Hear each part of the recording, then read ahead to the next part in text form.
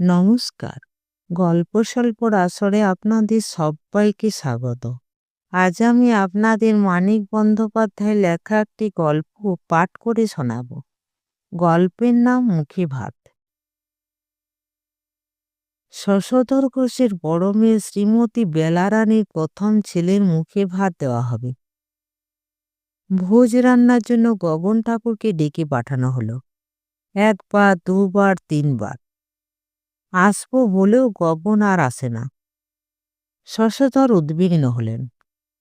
বেলারানীর ক্রোধের সীমা রইল না। ওর পায়া ভারী হয়েছে বাবা, নটবরকে ডেকে পাঠাও না। আজকের দিনটা দেখি, কাল তাই ডাকবো বলে শশধর মোটরে চেপে আপিসে গেলেন। উড়িয়া ঠাকুর নটবরের সঙ্গে গগনের পার্থক্য অবশ্য অনেকখানি। নইলে আর এভাবে বারবার ডেকে পাঠিয়ে অপেক্ষা করা কেন? গগনকে ভার দিয়ে নিশ্চিন্ত হওয়া যায়। কত লোক খাবে আর কি খাবে বলে দিলে গগন ফর্দ ঠিক করে দেয়। হিসাবে তার কখনো ভুল হয় না। জিনিস কম পড়ার বিপদ আর অপচয়ের আফসোস কোনোটাই সে ঘটতে দেয় না। রান্না গগনের খারাপ হয়েছে এমন কথা কোনোদিন কারো মুখে শোনা যায়নি। মধ্যাহ্নে নিমন্ত্রিতদের বেলা 5টার আসনে বসানো তার স্বভাব নয়। থাকে সে পরিচ্ছন্ন, কাজও করে পরিষ্কার। রান্নাঘরেই হোক আর অস্থায়ী চালার নিচেই হোক, তার রান্না করা দেখে অত্যন্ত যে খুঁতখুঁতে মানুষ, তারও খিদে কমে যাওয়ার ভয় থাকে না। তাছাড়া মানুষটা যে জানাশোনা। কয়েক মাস সে এ বাড়িতে কাজ করেছে। বেলারানীর বিয়ে হলো পৌষের শেষে। তার আগের শ্রাবণের শেষে গগন চাকরি করতে এলো 9 টাকা বেতনে। শ্রাবণের পর ভাদ্র, ভাদ্র মাসে বিয়ে পৈতে কোনো শুভকর্ম হয় না। পেশাদার ঠিকে বামুনরা কারো বাড়িতে যদি বাঁধা কাজ করে তো করে বছরের ওই একটি মাস। বসে থাকার বদলে থাকা খাওয়া আর বেতন পাওয়া যায়। অন্য সময়ে এই কাজ তাদের পোষায় না। আশ্বিন মাস শুরু হতে না হতে ডাক আসতে লাগলো নানা জায়গা থেকে। গগন কিন্তু কাজ ছাড়ল না। যে বউ নেই তাকে মেরে, যে ছেলে কস্মিনকালে ছিল না তার অসুখ ঘটিয়ে, এবং আরও কয়েকটা মিথ্যা ছুটি নিয়ে মাঝে মাঝে দু এক জায়গায় রেঁধে এসে সামান্য যে উপরি রোজগার হলো, তাতে সে যেন খুশি হয়ে রইল। বিদায় হলো সে বেলারানীর বিয়ের ভোজ নেঁদে। বাড়ির বামুনের বাড়তি পাওনা হয় না। এই হিসাব ধরে শশধর তাকে বকশিস দিতে গেলেন 2 টাকা। গগন দাবি করল 10 টাকা। টাকা দুটি নিয়ে কোমরে গুঁজে দাবিটা জানিয়ে রাগ করে সে বিদায় হয়ে গেল। বিকেলে দেখা গেল শশধর গগনকে একেবারে গাড়িতে চাপিয়ে বাড়ি ফিরেছেন। আপিস থেকে ফিরে ঘরোয়া জীবনের জন্য প্রস্তুত হতে শশধরের ঘণ্টাখানেক সময় লাগে। গগনকে বসিয়ে তিনি প্রস্তুত হতে গেলেন। বেলারানী খবর পেয়ে ফোঁস করতে করতে উপর থেকে নেমে এসে বললে, তোমার কেমন ধারা বিবেচনা গগন? না পারলে বলে দিলেই হতো আসতে পারবো না। তুমি ছাড়া কি ঠাকুর নেই দেশে? আমার মতো নেই। কেমন আছো দিদিমণি? মুখে জবাব দেওয়ার দরকার নেই বলেই বেলারানী যেন নিজেকে জবাবের মতো সামনে দাঁড় করিয়ে রাখল। বিয়ের পর, ছেলে বিয়ে হবার পর বেলারানী একেবারে বদলে গেছে। বিয়ের সময়ে তার চেহারাটি ছিল রুগ্ন বালকের মতো। সোনার হার অনায়াসে এদিক ওদিক দুল খেত। ছেলেটা এসে তাকে এমন করে দিয়েছে যে দেখলে মনে হয় এখনো সে মা হয়নি, হতে চায়। ক্রমে ক্রমে পাওয়ার বদলে হঠাৎ পাওয়াই সম্পদ নিয়ে বেলারানী আর বাঁচে না।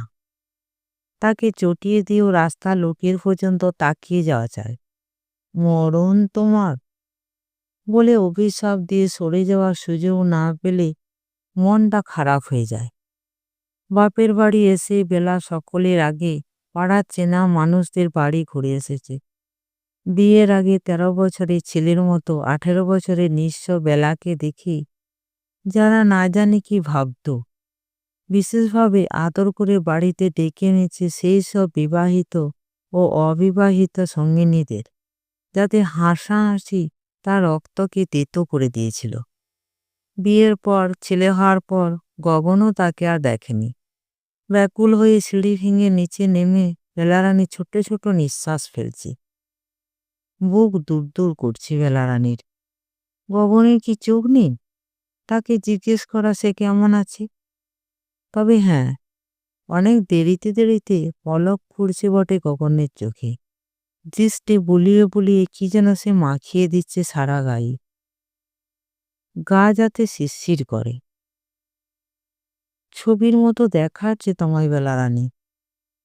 চাপা গলায় বেসুরো আওয়াজে গগন বলল, মরণ তোমার। অভিশাপ দিয়ে হেসে বেলারানী ওপরে নিজের ঘরে গেল। গগনের একটিমাত্র বেয়াদবি মাফ করবে, আগেই তার ঠিক করা ছিল। তার বেশি আর কিছু নয়। এই বেশ হয়েছে। গগন ভাববে, জয় আমার বাপড়ি চুলের। দিদিমণিময় হলেনি। ভুলেছে কিনা দেখিয়ে দেবে বেলারানী। এমন স্পর্ধা একটা রাঁধুনি বামুনের একবার দেখা করতে আসে না ১.৫ বছরের মধ্যে। মনিবকন্যা তাকে মনে রেখেছে মনে করে। শশধরের সঙ্গে বেলার মাও এলেন পরামর্শের জন্য। বললেন, পারবে তো গগন? লোক কিন্তু খাবে অনেক। সফল শিল্পীর সুবিনীত অনুদাক আত্মগরিমা স্পষ্টতর অভিব্যক্তি দিয়ে গগন বলল, পরশু চিতপুরে ২০০০ লোক খাইয়ে এলাম মা। বাবু মন ভোলা মানুষ। আগের দিন রাত ১০টায় আমার হাত চেপে ধরে কেঁদে ফেললেন। কি হবে বাবা গগন?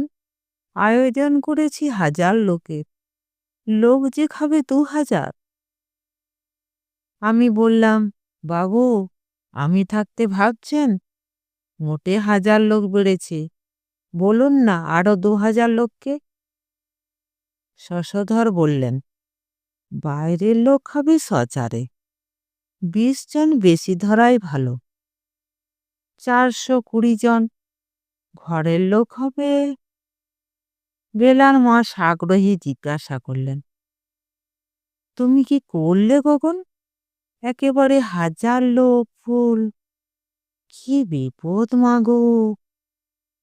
ঝির কোলে বেলারানীর ছেলে, পরিপুষ্ট নধর শিশু, পেটেন্ট ফুডের বিজ্ঞাপনের ছবির মতো। ৭-৮ মাসে ছেলেটাকে কোলে নিয়ে বেশিক্ষণ ঘুরতে ঝি বেচারির বোধহয় রীতিমতো কষ্ট হয়। দিব্যি পুষ্ট খোকামা। ও আবার কি কথা গগন? অমন করে বলতে আছে? আমি বললে দোষ হয় না গো মাঠান। আমার বলা হলো কি আশীর্বাদ, বামুনের ছেলে বটি তো। খোকাকে কোলে নিয়ে গগন মুখে নানা রকম আদরের শব্দ করে। খোকা নতুন শেখা ফোগলা হাসি তার লাগে বেশ। মনে হয় এই যেন তার চেনা খোকা। কোনো রকম পরিচয়ের ভূমিকা ছাড়াই তাই একেবারে হাসাহাসি শুরু হয়ে গেছে। নাকটা একটু বোচা খোকনের। ডোগা বলা চলে এমন কিছু নেই। চোখের বাইরের কোণে স্পষ্ট ভাঁজ আর রেখা আছে। কানের পাতা দুটি মাথার সঙ্গে লেপটানো। মনে হয় যেন আঠা দিয়ে এঁটে দেওয়া হয়েছে, আপনা থেকে গজায়নি। বেলার মা বললেন, ৮ মাসে জন্মানো ছেলে, বলতে নেই ছেলে দেখে সবাই তো অবাক। ডাক্তার বললে হিসেবে ভুল হয়েছে, এ ছেলে ১০ মাসের। কি কথা মুখ পড়া ডাক্তারের। মেয়ের আমার বিয়ে হলো 10 না 11 মাস। শশধর এসে পড়েছিলেন। আচ্ছা আচ্ছা, ওসব কথা থাক, কাগজ কলম আনো দেখি, ফর্দটা করে ফেলি। খোকাকে গগন তাড়াতাড়ি কোল থেকে মেঝেতে বসিয়ে দিল, অস্পৃশ্যকে বর্জন করার মতো। ঠোঁট ফুলিয়ে খোকা করল কানবার উপক্রম। খোকার চিবুকের মাঝামাঝি একটু খাদের মতো আছে। পায়ে 2 নম্বর আঙুল দুটিও কি একটু খাপ ছাড়া রকমের বড় নয় খোকার? কি যে তুমি করো গগন, কোল থেকে ছেলে নিলে কোলে তো দিতে পারতে, মাটিতে নামলে কোন বিবেচনায়?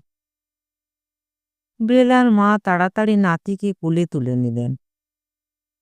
আড্ডা বসায় সেই রাত্রে তাস খেলা জমল না। পিছন দেখে চিনতে পারা যায় এমন রংচটা দাগ লাগা তাস, তাই নিয়ে খেলতে খেলতে 2 দিন আগেও পঞ্চুর সঙ্গে গগনের হাতাহাতি হয়ে গেছে।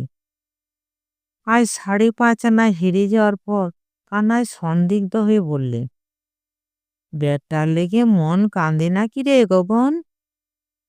তা কি করবি বল? আরে কয় কপাল, তোর বেটা বাপ বলবে অন্যকে। ঘুম খাওয়া গগন বললে, থুপ, ছুটে ঘেন্না করে, মন কাঁদবে। আগে জানলে কি কোলে নিতাম? আমার হোক যার হোক, বেজন্মা বটে তো। বামুনের ছেলে ঘিও কুত্তার গা চাটবে তো বেজন্মা ছায়া মাড়াবে না, শাস্তরে আছে। জীবনে প্রথম আসল রক্তে খাঁটি আগুন ধরে যাওয়ার গগন স্তম্ভিত হয়ে গেছে। বিয়ের আগে তার রক্তকে বেলারানী যেন শুধু দাহ্য পদার্থে পরিণত করে রেখেছিল, স্ফুলিঙ্গের অভাবে আগুন ধরাতে পারেনি। এবার একেবারে মশাল ছড়িয়ে দিয়েছে। প্রথমে বোঝা যায়নি, বিকালে টের পাওয়া গিয়েছিল শুধু ঝাঁঝ আর কিছু নয়। তা অমন ঝাঁঝ পথে ঘাটে কত লাগে। লক্ষ্মীও একদিন লাগিয়েছিল এবং এখনো তার জেদ চলছে। কে জানতো তাপের চেয়ে আগুন এত বেশি গরম। দেবতার মতো, মানুষের মতো আর পশুর মতো একনিষ্ঠ মতি, গত্যন্তর না থাকার সামিল দুরবস্থা। প্রথম থেকেই বেলারানী যদি এইরকম হতো, গগন এমন ব্যাকুল হতো কিনা সন্দেহ। সে হতো জানা কথা। একবার যা জীবনের সীমার বাইরে চলে গিয়েছিল, আর একবার তাই শুধু চোখে দেখা। পাড়ায় একদিন বিয়ে হলো বেলারানীর গা জ্বালানো মোটাসোটা রূপসী একটি মেয়ের। বাসর থেকে বেলারানী এলো খালি বাড়িতে। বিনা ভূমিকায় আশ্রয় করল মেঝেতে বিছানো গগনের ময়লা বিছানা। গগন খানিক বুঝল, খানিক বুঝল না। শার্ট কিনে গায়ে চাপালো, চুল আঁচড়াতে লাগলো সযত্নে। একদিন অন্তর কামাতে লাগলো দাড়ি। নিজেকে মনে হতে লাগলো কোনো এক দিগ্বিজয়ী সম্ভ্রান্ত ভদ্রলোক। পোকায় ধরা জীবন্ত বাঁশের কঞ্চি মনে হোক, মুনিব শশধরের মেয়ে তো বেলারানী। কি মেজাজ সে মেয়ে, কি তেজ! একজনের দাপটে সারাটা দিন বাড়ির মানুষ যেন তটস্থ হয়ে থেকেছে। গগনকেও সে যে রেহাই দিত তা নয়। রাত 10টায় খেতে বসেই হয়তো তীক্ষ্ণ গলায় চেঁচিয়ে উঠেছে, এই ঠাকুর, এই হনুমান, কত নুন দিয়েছ ডালে? অন্য কারো কাছে ডাল নুন কাটা লাগেনি। প্রতিবাদ জানাতে সামনে এসে থালার দিকে তাকিয়ে গগন হেসে বলেছে, পাতে নুন মেখে ফেলেছ দিদিমণি, তোমার মুন্ডু করেছে দিদিমণি। পরদিন না তোমায় বলেছি মুখের ওপর জবাব দেবে না, দূর করে দেব, বজ্জাত কোথাকার। পরদিন নিজে দূর হয়ে যাবে ভাবতে ভাবতে গগন বিছানায় শুয়ে ঘুমিয়ে পড়েছে। বাড়ির শেষ জায়গা মানুষটির সারা শব্দ শেষ হওয়ার আগেই হয়তো এসেছে বেলারানী। জিদ নেই, তেজ নেই, অহংকার নেই, ভিখারিনীর মতো। অপরিপুষ্ট শরীরটির জন্য শুধু ভিখারিনী অভিসারিকার মতো অবশ্য। অন্য বিষয়ে তার একগুঁয়েমির বিকার সে সময়েও সমান জোরালোই থাকত। সব জেগে আছে, কেউ যদি বাইরে আসে, আসুক, কি আর হবে, জানবে আমি ডরাই না। তারপর নিঃশ্বাস বন্ধ করে, আমায় তোমার পছন্দ হয়, সত্যি পছন্দ হয়, দেব গো দেব, টাকা তোমায় দেব, মাইনে 3 গুণ টাকা দেব। আগে বলো না কেমন ধারা পছন্দ হয় আমাকে, একটুখানি, তার চেয়ে বেশি, খুব বেশি? 1 মাসের মধ্যে সব ভোতা হয়ে গিয়েছিল। মনিব কন্যা যদিও রাজকন্যারই স্তরের, তবু আর ভালো লাগতো না। সময় মতো বেলারানীর বিয়ে না হলে গগন হয়তো নিজে থেকে চাকরি ছেড়ে পালাতো। ভোজের আগের দিন রাত্রেই গগন হাতা খুন্তি নিয়ে শশধরের বাড়িতে হাজির হলো। শেষ রাত্রে চুলোয় আগুন পড়বে, সহকারী দুজনকে তার সঙ্গে আনা উচিত ছিল। কতগুলি অকথ্য যুক্তি দেখিয়ে তাদের সে আড্ডা বসাতে রেখে এসেছে। রাত 3টে, পঞ্চু ও কানাইকে হেঁটে এতদূর আসতে হবে, দেরি তারা করবে সন্দেহ নেই। বাড়ির সকলে অসন্তুষ্ট হলো, বেলারানী পর্যন্ত। তোমার কাণ্ডজ্ঞান নেই গগন? আমি থাকতে ভাবছ দিদিমণি? আত্মীয় পরিজন এসে পড়েছে, বাড়ি আজ রাত্রেই সরগরম।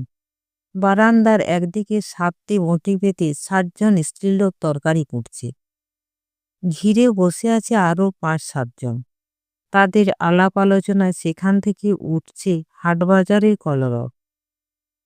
বালিশ আর শতরঞ্জের বিছানা বগলে নিজের আগেকার শোয়ার কুঠুরিতে গিয়ে গগন দেখল সেখানে চৌকি পেতে শশধরের নিজের লোকে শোয়ার ব্যবস্থা করা হয়েছে।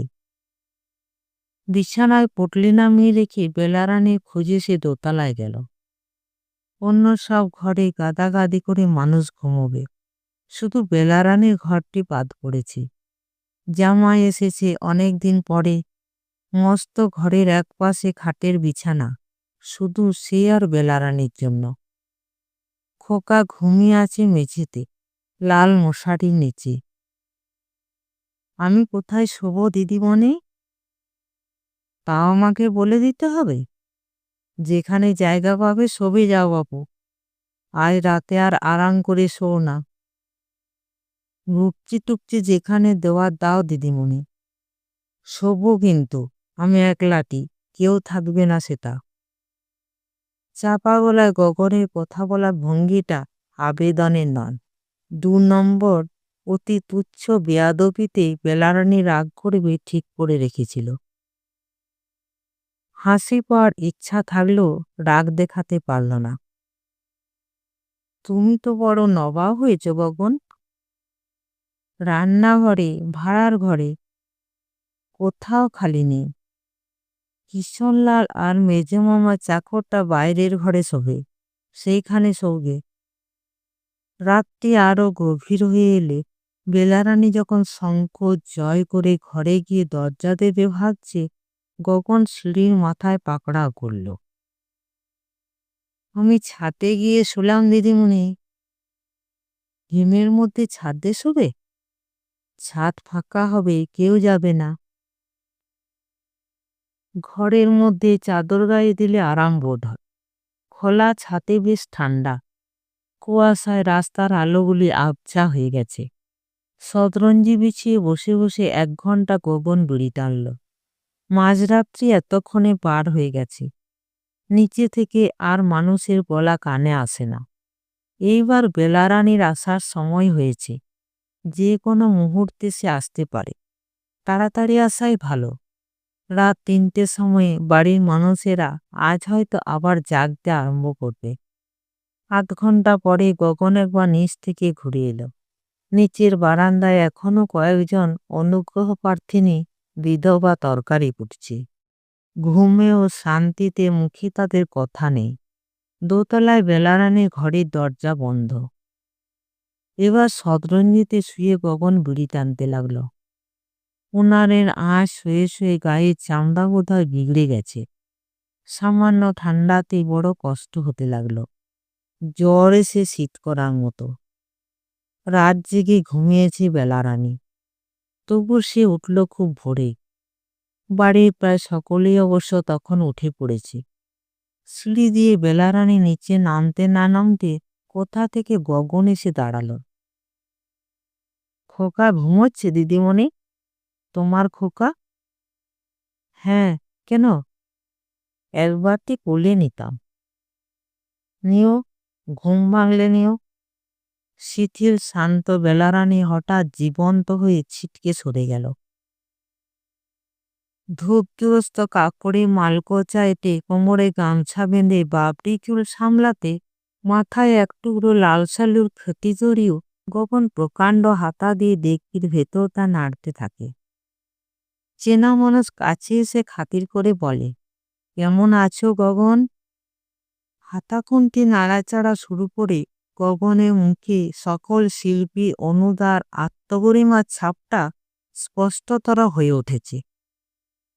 সহকারে পঞ্চু ও কানায় উঠছে বসছে তারই হুকুমে। পঞ্চু বয়সে বড়, একটু রোগা এবং বাঁকা, কপালে তোলা গাঁজাখড়ের চোখ। নেশা কিন্তু তার দেশি মদের।